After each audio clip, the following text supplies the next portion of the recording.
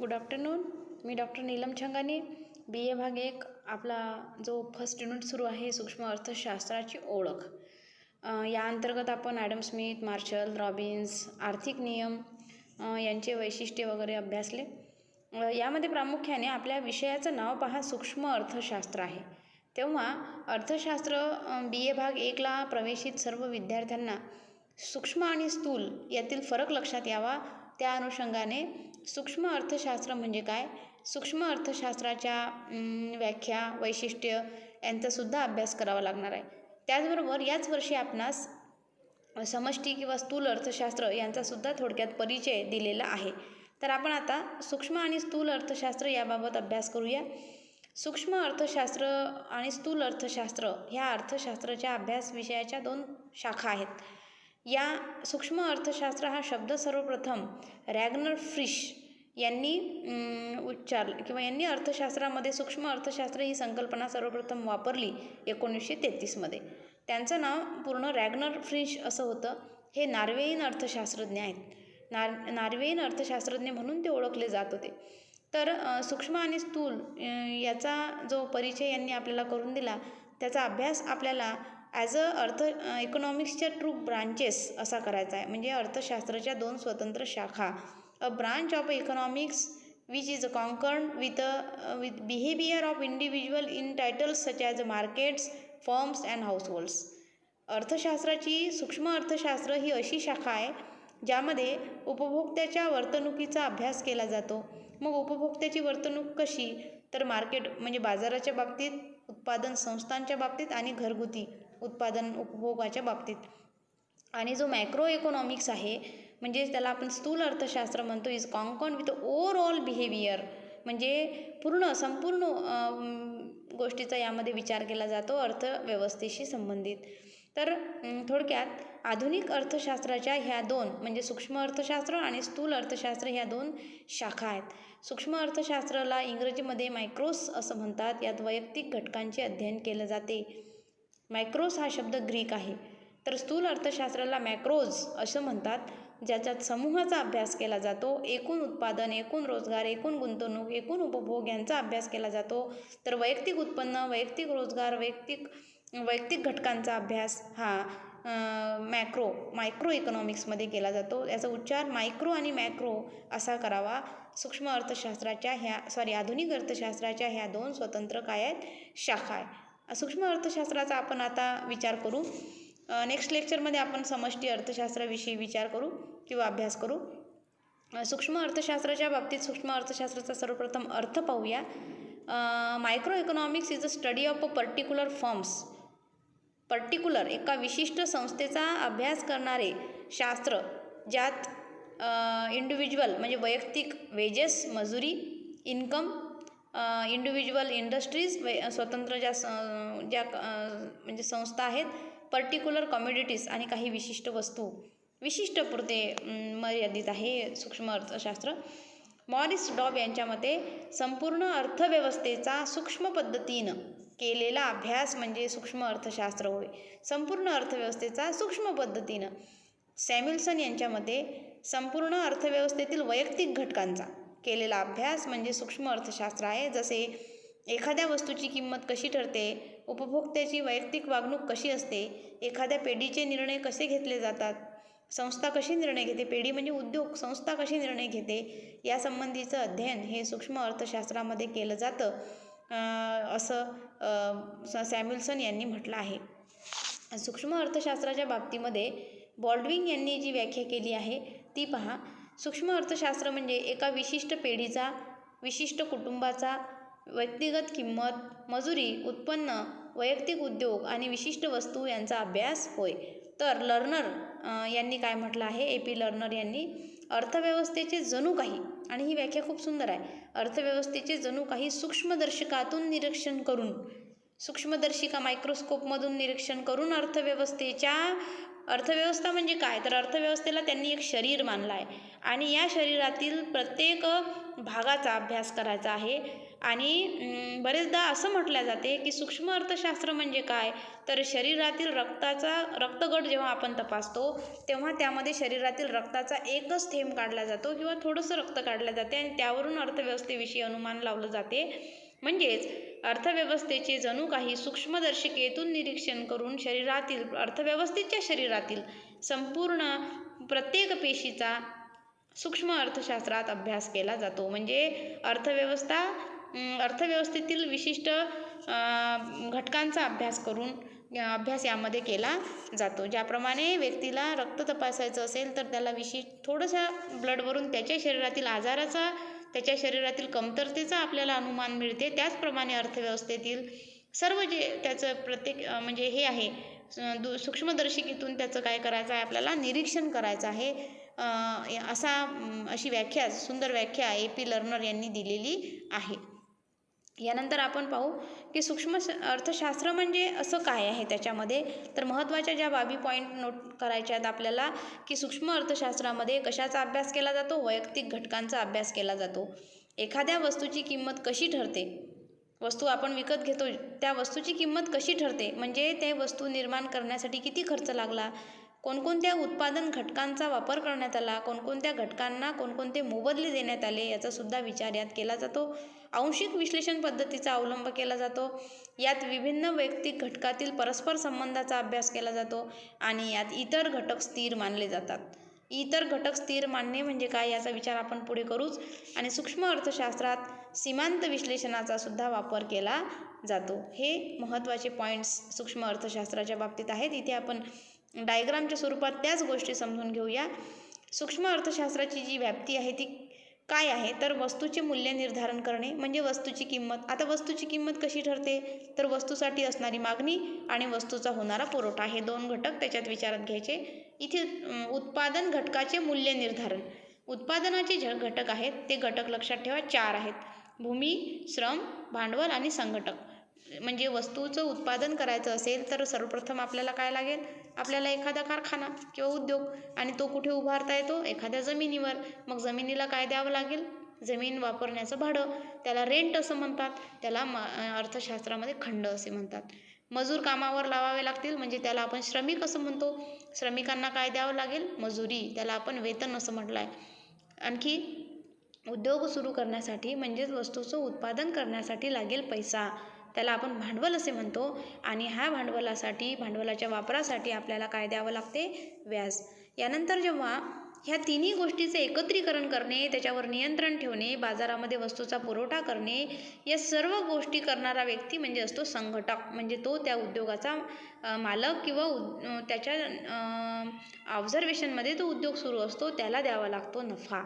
तर हे जे उत्पादन घटक आहेत म्हणजे भूमी, श्रम, भांडवल, संघटक, जे वस्तूचे उत्पादन करण्यासाठी उपयुक्त ठरतात, त्याशिवाय वस्तूचं उत्पादन होऊ शकत नाही.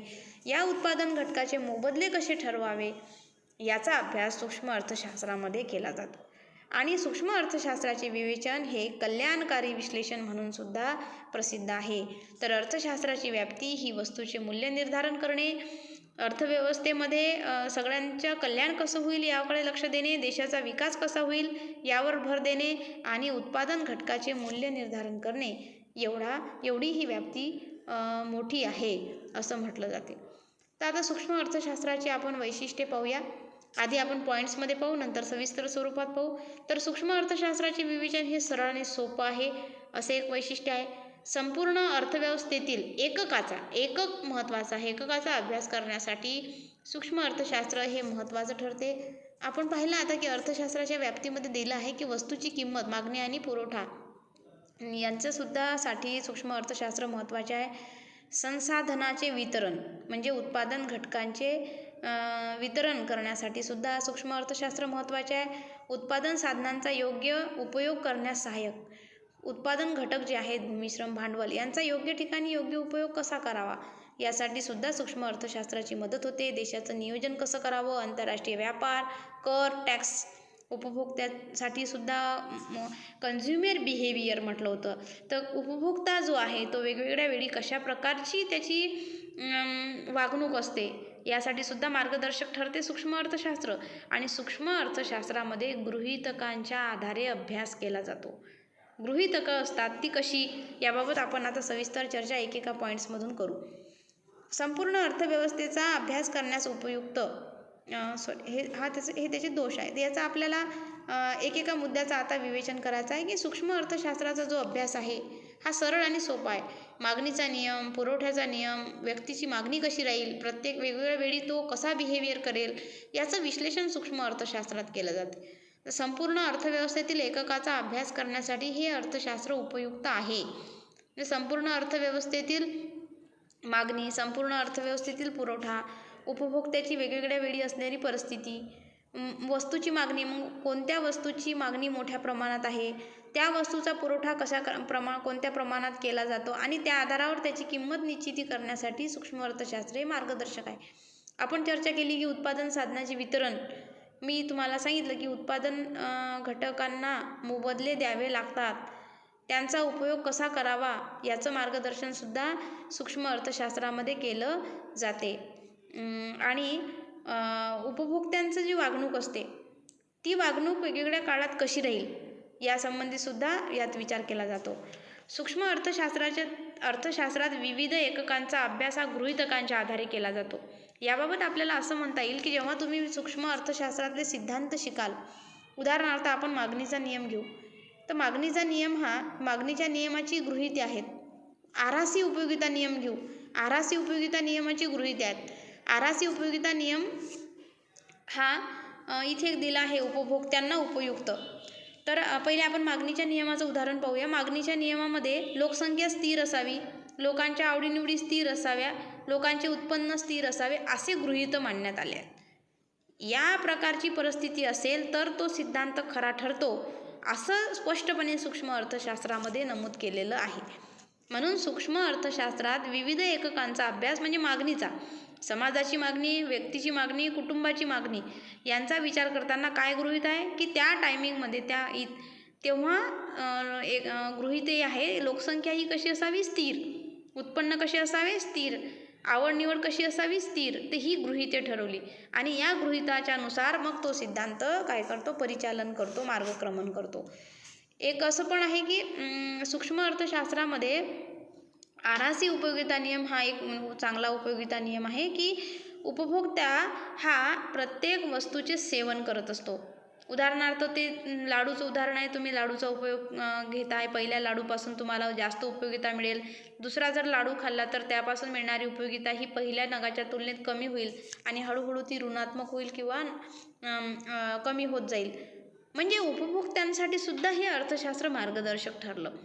उपभोक्त्यांनी कशा प्रकारे सेवन करावे वस्तूचे, नगाचे विविध, त्याचा आकार कसा असावा, त्याचा माप कसं असावं, त्याच्यामध्ये अंतर किती असावं, याविषयी उपभोक्त्यांना हे मार्गदर्शक ठरले. काय तर सूक्ष्म अर्थशास्त्र. आणि मागणीच्या बाबतीत सुद्धा कमी किमतीवर जास्त मागणी, जास्त किमतीवर कमी मागणी हे मार्गदर्शनसुद्धा आपल्याला सूक्ष्म अर्थशास्त्राच्या माध्यमातून मिळते. आज आपलं जे देशामध्ये आर्थिक विकासासंदर्भात नियोजन आखल्या जाते, अंमलबजावणी केली जाते, त्याचा आधार हा सूक्ष्म अर्थशास्त्र आहे.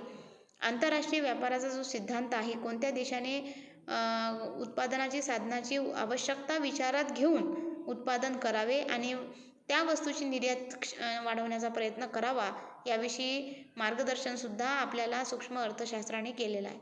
आणि करविषयक जे आहे टॅक्स म्हणजे प्रत्यक्ष कर, अप्रत्यक्ष कर याचे जे परिणाम आपल्याला समजतात याचंसुद्धा बेसिक हे सूक्ष्म अर्थशास्त्र आहे. थोडक्यात सूक्ष्म अर्थशास्त्र ही अर्थशास्त्राची एक महत्त्वाची शाखा आहे, ज्यामध्ये उपभोक्त्याच्या वागणुकीनुसार त्याच्या आर्थिक कार्याचा विचार केला जातो. असं असलं तरी सूक्ष्म अर्थशास्त्रामध्ये काही दोषसुद्धा आहे, त्याचासुद्धा आपल्याला शॉर्टमध्ये विचार करायचा आहे की संपूर्ण अर्थव्यवस्थेचा अभ्यास करण्यास उपयुक्त नाही. संपूर्ण अर्थव्यवस्थेतील विशिष्ट घटकांचा अभ्यास यात केला जातो. संपूर्ण अर्थव्यवस्थेचा अभ्यास करण्यासाठी सूक्ष्म अर्थशास्त्र हे उपयुक्त ठरत नाही, हा त्यातला दोष आहे. सूक्ष्म अर्थशास्त्राचे निर्णय संपूर्ण अर्थव्यवस्थेला लागू पडतीलच असं नाही. पहा, सूक्ष्म अर्थशास्त्रात एका व्यक्तीचा अभ्यास केला जातो. मग आपण जर अभ्यास केला एका श्रीमंत व्यक्तीचा आणि असा निष्कर्ष काढला की हा व्यक्ती श्रीमंत आहे, तर मग संपूर्ण देशातली जनता श्रीमंत आहे का? तर नाही. म्हणून याच्यावर टीका करण्यात आली की संपूर्ण अर्थव्यवस्थेच्या बाबतीत जर सूक्ष्म अर्थशास्त्राचे निर्णय लागू केले तर आपल्या देशाचं राष्ट्रीय उत्पन्नच वाढून जाईल, चुकीचा निष्कर्ष निघू शकतो. म्हणून हा सुद्धा यात दोष आहे. सूक्ष्म अर्थशास्त्र हे अवास्तविक गृहितावर आधारलेले आहे. आपण म्हटलं सूक्ष्म अर्थशास्त्राचं वैशिष्ट्य काय होतं की सूक्ष्म अर्थशास्त्रामध्ये विविध गृहिते विचारात घेतली आहेत. आता इथे एक सिद्धांत आणि सूक्ष्म अर्थशास्त्रामध्ये आपल्याला अभ्यासाचा आपण मागणीच्या नियमाची गृहिते मग पाहिली. रिकार्डोचा सिद्धांत आहे, यात पूर्ण स्पर्धा विचारात घेतली आहे. पूर्ण स्पर्धा म्हणजे काय, पूर्ण स्पर्धेचं हे सगळं येईल, परंतु किंवा अवास्तविक गृहितावर आधारलेला आहे तर मागणीचाच नियम घेऊ. या मागणीच्या नियमामध्ये गृहीत आहे लोकसंख्या स्थिर असावी, परंतु लोकसंख्या ही स्थिर राहू शकत नाही. त्यामुळे गृहीत कशी झाली, अवास्तव झाली, अशी टीका केली जाते. सूक्ष्म अर्थशास्त्रातील निष्कर्ष हे दिशाभूल करणारे आहे, अशी टीका प्रामुख्याने केन्स यांनी केली. सूक्ष्म अर्थशास्त्राचे निर्णय जे आहे हे दिशाभूल करणारे ठरतात.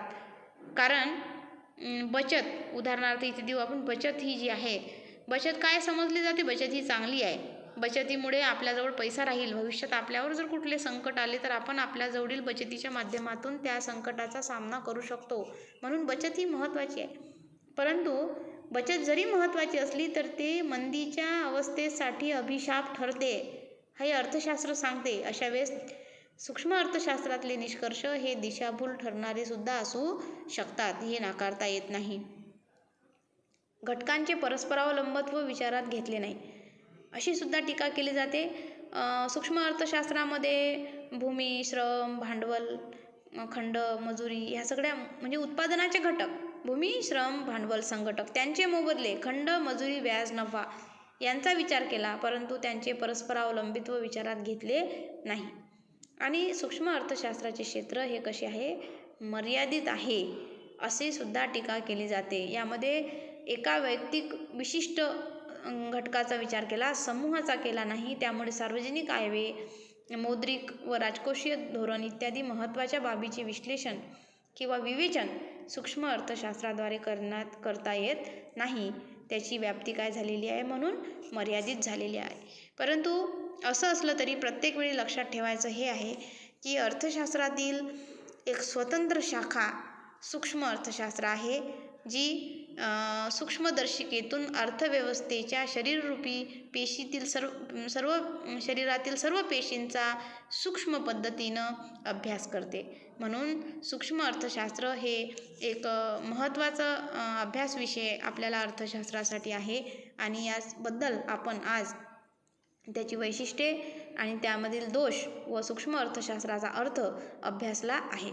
यानंतरच्या लेक्चरमध्ये आपण स्थूल अर्थशास्त्राविषयीची चर्चा करू. तोपर्यंत थांबूया.